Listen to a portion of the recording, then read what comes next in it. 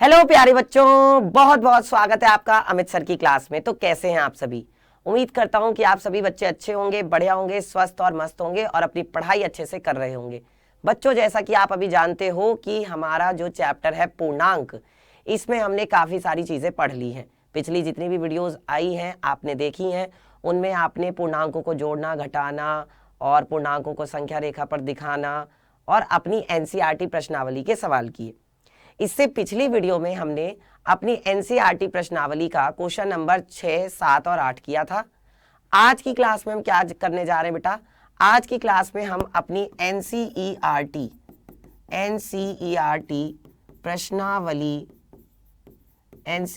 प्रश्नावली 6.1 का प्रश्न संख्या कौन सा देखेंगे बच्चों? 9 तथा 10।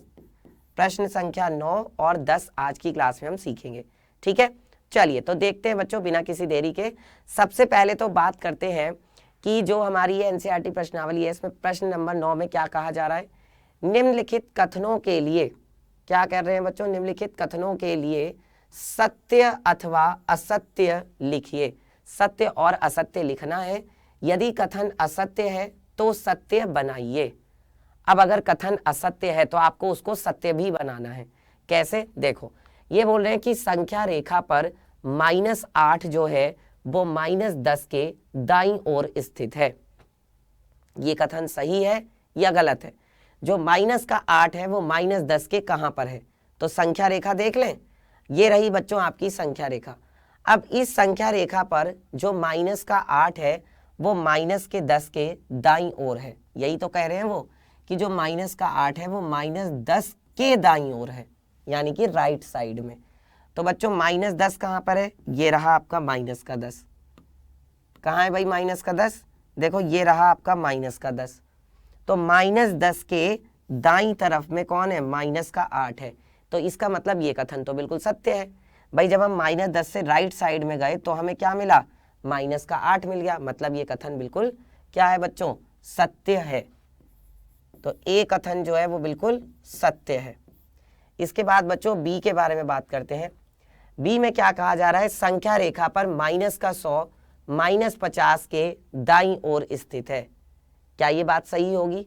जो -100 है वो -50 के दाईं ओर। अब देखो बेटा, ये आपकी संख्या रेखा है। इस संख्या रेखा पर जो -100 है वो कहाँ आएगा भाई? जब हम इधर की तरफ जाएंगे, इधर की तरफ चलते जाएंगे, इधर की तरफ चलते जाएंगे, तो यहाँ पर क्या होगा? -10, -11, -12, -13, -14, -15, -16, -17, -18, -19 चलती जाएंगी संख्याएं। तो सबसे पहले कौन आएगा? -50 आएगा। और -50 के भी जब और आगे चलोगे तब और आगे जा करके क्या आएगा? -51, -52, -53, -54, -55, -56 ऐसे चलते चलते -100 आ जाएगा। तो कहने का मतलब सिर्फ इतना सा है कि जो आपकी संख्या है, आपकी संख्या क्या है? -100 है ना? वो तो क्या होगी बेटा? जो आपकी संख्या है -100 वो तो सबसे कहाँ आएगी? वो तो सबसे बच्चों बाद में आएगी। -100 तो -50 के बाईं तरफ आएगी भाई। पहले क्या आ जाएगा? -50 आएगा। और जब हम इसके और बहुत आगे जाएंगे तब जा करके -100 आएगा। मतलब ये तो लेफ्ट साइड में आएगा, राइट साइड में तो नहीं आएगा। और जबकि यहाँ सवाल में कह रहे हैं कि संख्या रेखा पर -100 -50 के दाईं ओर है, ऐसा नहीं है। तो बेटा ये कथन क्या हो जाएगा? असत्य हो जाएगा। ये कथन क्या है? असत्य है। इसे सत्य कैसे बनाएंगे?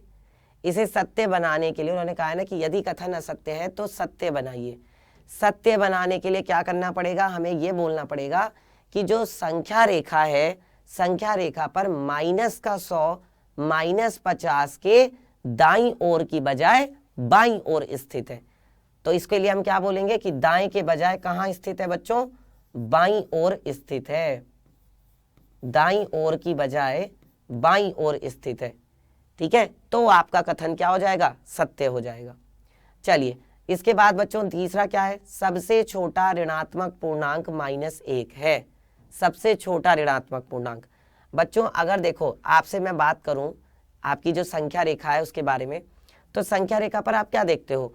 जब हम दाईं तरफ से बाईं तरफ चलते हैं, यानी कि जब हम ऐसे जाते हैं, कहाँ से कहाँ? जब हम राइट साइड से कहाँ जाते हैं बच्चों? लेफ्ट साइड में जाते हैं, है ना, मतलब कहने का ये है कि जब हम दाईं ओर से कहाँ जाते हैं बच्चों, जब हम लोग दाईं ओर से बाईं ओर जाते हैं, ठीक है, जब हम दाईं तरफ से बाईं तरफ जाते हैं तो हमें क्या मिलता है, तो हमें संख्याओं का अवरोही क्रम मिलता है। कौन सा क्रम मिलता है, घटता हुआ क्रम, और घटते हुए क्रम को हम कहते हैं अवरोही क्रम। घटते हुए क्रम को क्या कहा जाता है बच्चों, अवरोही क्रम कहा जाता है। समझ में आ रही है बात, घटते हुए क्रम को हम लोग कहते हैं अवरोही क्रम। सही, तो क्या होगा बेटा, यहाँ पर जो आपका ये संख्याओं का कौन सा क्रम होगा, अवरोही क्रम होगा, घटता हुआ क्रम होगा, जब आप कहाँ जाओगे, बाईं तरफ जाओगे। ठीक है, तो इसका मतलब तो ये हुआ कि देखो -2 से छोटा -3, फिर -3 से छोटा -4, -4 से छोटा -5, -5 से छोटा -6।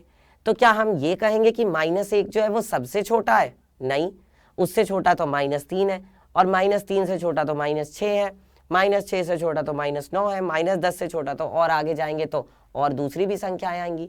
तो बच्चों होता क्या है, जब हम बाईं तरफ चलते जाते हैं तो आगे जाने पर ये संख्याएं माइनस अनंत तक जाती हैं, और जब हम दाईं तरफ जाते हैं तो दाईं तरफ जाने पर हमारी ये संख्याएं प्लस अनंत तक जाती हैं। मतलब ना तो हमें ये पता कि दाईं तरफ जा रहे हैं तो कहाँ तक जा रहे हैं, और ना हमें ये पता कि बाईं तरफ जा रहे हैं तो कहाँ तक जा रहे हैं। इसका मतलब बाईं तरफ भी चलते जाएंगे, जितना आगे चलते जाओगे उतनी आपको छोटी से छोटी संख्या मिलती जाएगी। तो हम ये नहीं बता सकते कि सबसे छोटी ऋणात्मक पूर्णांक कौन है, ये हम नहीं बता सकते। ये बच्चों कथन क्या हो जाएगा, असत्य हो जाएगा। ठीक है, तो हम यहाँ पर क्या बोलेंगे कि सबसे छोटा ऋणात्मक पूर्णांक जो है ये -1 नहीं है। तो ये कथन आपका क्या है बच्चों, सबसे छोटा ऋणात्मक पूर्णांक जो है ये असत्य है, ये कथन असत्य है। ठीक है, क्योंकि सबसे छोटा ऋणात्मक पूर्णांक -1 नहीं है, -1 नहीं होता। अच्छा, उसके बाद क्या हो जाएगा बच्चों, डी ऑप्शन में क्या है, -26 पूर्णांक -25 से बड़ा है। क्या ये बात सही है? देखो बेटा, अगर मैं आपसे ये कहूं कि 26 में और 25 में दोनों में से कौन बड़ा है, 26 बड़ा है कि 25 बड़ा है, तो आप कहोगे कि सर 26 बड़ा है।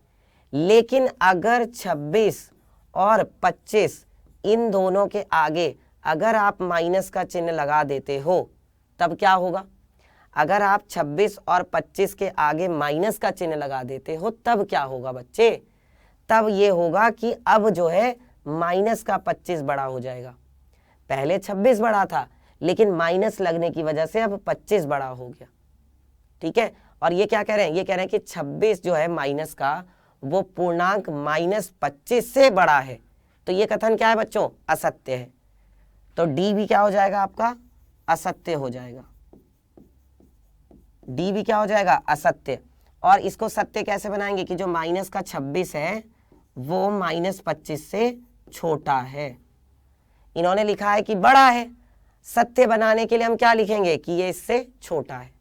ठीक है बच्चों, तो ये हो गया आपका एनसीईआरटी प्रश्नावली 6.1 का सवाल नंबर 9 कंप्लीट। चलिए अब आगे बढ़ते हैं और बात करते हैं सवाल नंबर 10 की। तो ये जब हम संख्या रेखा पर चल रहे थे ये सारी तब की कहानी थी। अब हम बात करते हैं सवाल नंबर 10 की। सवाल नंबर 10 में क्या कह रहे हैं बच्चों, इसमें कह रहे हैं कि एक संख्या रेखा खींचिए और निम्नलिखित प्रश्नों के उत्तर दीजिए। ठीक है, यदि हम -2 के दाईं ओर 4 कदम चलें तो हम किस संख्या पर पहुंच जाएंगे। तो बेटा देखो, हमने सबसे पहले संख्या रेखा बना ली, संख्या रेखा हमने खींच ली। अब क्या कह रहे हैं, अब इसके बाद कहा जा रहा है कि -2 के दाईं ओर 4 कदम चलना है, -2 के दाईं तरफ। ठीक है, कहाँ पर है -2, बताना जरा, माइनस का 2 कहाँ पर है, देखो ये रहा आपका -2, इसके हमें दाईं तरफ चलना है, यानी कि राइट साइड में जाना है। और कितने कदम, 4 कदम चलना है। तो ये देखो, यहाँ से आपका हो गया पहला कदम, यहाँ से आपका हो गया दूसरा कदम, यहाँ से आपका हो गया तीसरा कदम, और यहाँ से आपका हो गया चौथा कदम। अब कहाँ पर पहुँच गए आप, अब पहुँच गए आप बच्चे 2 पर। तो इसका मतलब आप क्या लिख सकते हो, इसका आंसर क्या हो जाएगा, इसका आंसर होगा कि हम कहाँ पर पहुँचेंगे, हम 2 पर पहुंच जाएंगे। चलिए बी वाला देखते हैं, हम कहाँ पर पहुंच गए, 2 पर पहुंच गए। नेक्स्ट, यदि हम 1 के बाईं ओर 5 कदम चलें तो हम किस संख्या पर पहुंच जाएंगे। बेटा कहाँ जाना है, 1 से बाईं तरफ 5 कदम, ठीक है। तो देखो ये रही हमारी संख्या रेखा। अब हम कहाँ चले भाई, अब हम 1 से, हम कहाँ पर हैं अभी, 1 पर हैं और 1 से हम बाईं तरफ 5 कदम चले हैं। तो देखो यहाँ से 5 कदम चलोगे तो ये हो गया पहला कदम, ये हुआ दूसरा कदम, ये हुआ तीसरा कदम, ये हुआ चौथा कदम और ये हुआ आपका 5वां कदम। तो अब 5वें कदम में आप कहाँ पर हो, -4 पर हो। जब आप 5 कदम कहाँ चले, लेफ्ट साइड में चले, तो आप पहुंच गए -4 पर। तो इसका मतलब आप कहाँ पर हो बच्चे, आप कहाँ पर हो बताओ, आप जो है बेटा -4 पर हो, ठीक है। अब सी पार्ट देखते हैं। सी में क्या बोल रहे हैं, सी में कहा जा रहा है यदि हम संख्या रेखा पर -8 पर हैं तो -13 पर पहुंचने के लिए हमें किस दिशा में चलना चाहिए। आप -8 पर हैं और कहाँ पहुंचना है, -13 पर। संख्या रेखा पर वापस आते हैं, ये रही हमारी संख्या रेखा। इस पर अभी आप कहाँ पर हो, अभी आप हो देखो यहाँ -8 पर और आपको कहाँ पहुंचना है बेटा, आपको पहुंचना है -13 पर।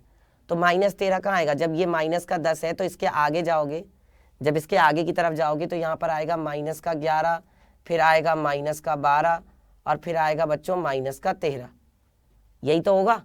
तो आप कहाँ पर हो, आप हो -8 पर, ठीक है। आप इस जगह पर हो -8 पर और जब आप बाईं तरफ जाओगे, है ना, कितने कदम, यहाँ से 1 कदम, 2 कदम, 3 कदम, 4 कदम, 5 कदम, 5 कदम चलोगे, वो भी कौन सी दिशा में, बाईं ओर।